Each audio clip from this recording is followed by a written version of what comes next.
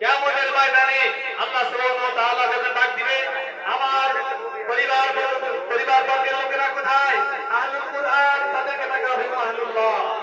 সমস্ত হাসর জিজ্ঞেস করবে, রব্বুল আলামিন আপনার পরিবারের লোক কারা? আমার দুনিয়াতে আপনার পরিবারের লোকদেরকে দেখি নাই। আল্লাহ ডাক দিয়ে বলবেন, তোমরা জানো না, কিয়ামতের ময়দানে বলা হবে ইকালু সাহিবুল কুরআন। আরে কোরআন আলাদা কোথায়? আহলুল্লাহ, তারাই আল্লাহর পরিবার। তো কোরআনকে যারা কালকে ধারণ করবে, কোরআনকে যারা সিনায় ধারণ করবে, কোরআন নিয়ে যারা সামনে অগ্রসর হবে, তারা ইনশাআল্লাহ চোখ দুটো বন্ধ হতে দেরি, কোরআন তাদের সঙ্গের সাথে হতে দেরি হবে না। ইনশাআল্লাহ চোখ বন্ধ হতে দেরি হবে, কোরআন তাদের সঙ্গের সাথে হতে কি হবে না? দেরি হবে না। এই কোরআন আপনার সঙ্গের সাথে হবে, আপনাকে জান্নাতে কোরআনের জান্নাতে পৌঁছানোর আগ পর্যন্ত কোরআনে হাফেজ করা হবে। এই কোরআন হাফেজকে কোরআনের সাথে সংস্পর্শ যারা রাখবে, কোরআনের সাথে যারা মহব্বত ভালোবাসা রাখবে, কোরআনকে যারা প্রত্যক্ষ এবং পরোক্ষভাবে কোরআনওয়ালাকে, কোরআনের মাদ্রাসাকে যারা সহযোগিতা করবে, আল্লাহ সুবহানাহু ওয়া তাআলা তাদেরকে এই কোরআনের সাহায্যকারীদেরকে কিয়ামতের ময়দানে জান্নাতে পৌঁছানোর আগ পর্যন্ত কোরআন তাদের থেকে সরবে না।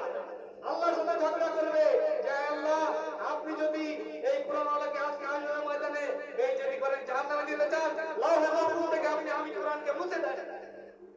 বল হুয়া কুরআনুল মাজিদ ফি লাউহে মাহফুজ।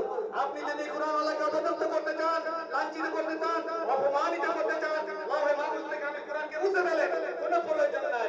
আল্লাহর সাথে ঝগড়া করবে কোরআনে। কে ঝগড়া করবে? কোরআন।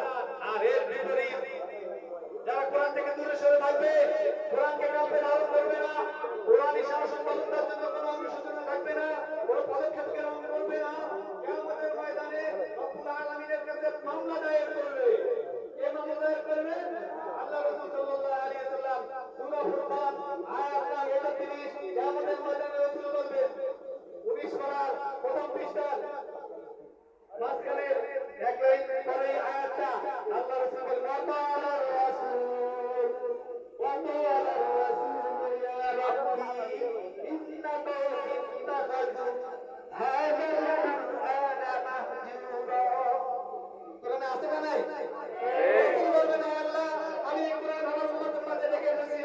আমার এই উম্মত যারা কোরআনকে অবজ্ঞা করছে, ছেলে সন্তানকে কোরআন শিখেন নাই, কোরআনের প্রতি পরিচালিত করার জন্য কোনো ফিকির চিন্তা করেন নাই এবং তাদেরকে কোরআনের দিকে ধাবিত করে নাই, আজকের মামলা আপনার কাছে দিলাম, ফয়সালা আপনি করে।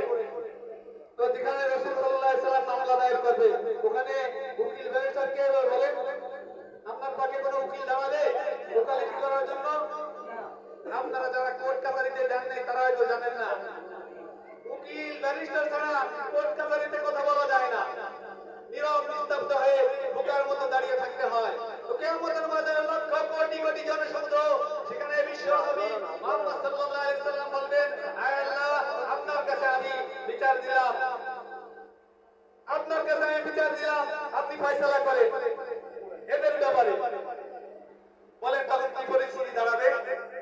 আর বিপরীত যারা কোরআন নিয়ে চলবে, কোরআনকে সঙ্গের সাথে বানাবে, কোরআনের উপর জীবন যাপন করবে, কোরআনের উপর কালবিবাদ করবে, আল্লাহ তাআলা কিয়ামতের মধ্যে এই কোরআনওয়ালাকে ডাক দিবেন, ইকালুল সাহিবিল। এই কোরআনওয়ালা কোথায়? আজকে কোরআনওয়ালা কোথায়? পবিত্র কালামুল্লাহ শরীফের মধ্যে 6236 টি আয়াত আছে। কয়টা আয়াত? 114 টি সূরা আছে, 6236 টি আয়াত আছে। কিয়ামতের ময়দানে একজন কোরআন হাফেজকে কমপক্ষে একজন কোরআন হাফেজকে 6236 তলা বিল্ডিং এর মালিক বানিয়ে দেওয়া হবে। আর কোরআনে হাফেজের পিতা মাতাকে ওই সর্বোচ্চ বিল্ডিং যেটা হবে সেই 6236 তলা বিল্ডিং এর উপরে পিতা মাতাকে নিয়ে বসানো হবে, তাদের মাথায় নূরের তাজ পরানো হবে। সমস্ত হাসর বসে থেকে ঈর্ষা করবে, এরা কারা? এরা নবীও না, গাউসও না, আলিও না, কুতুবও না, এরা কারা? বলবে এরা হাফেজে কোরআনের পিতা মাতা। সন্তানকে কোরআন শিখিয়েছিল, সন্তানকে কোরআনের উপরে রেখে আসছিল, যার কারণে রব্বুল আলামিন তাদের উপরে সন্তুষ্ট হয়ে খুশি হয়ে আজকে তাদেরকে এই সম্মান দান করছে। আল্লাহ তাআলা আমাদেরকে এই সম্মান দান করুক।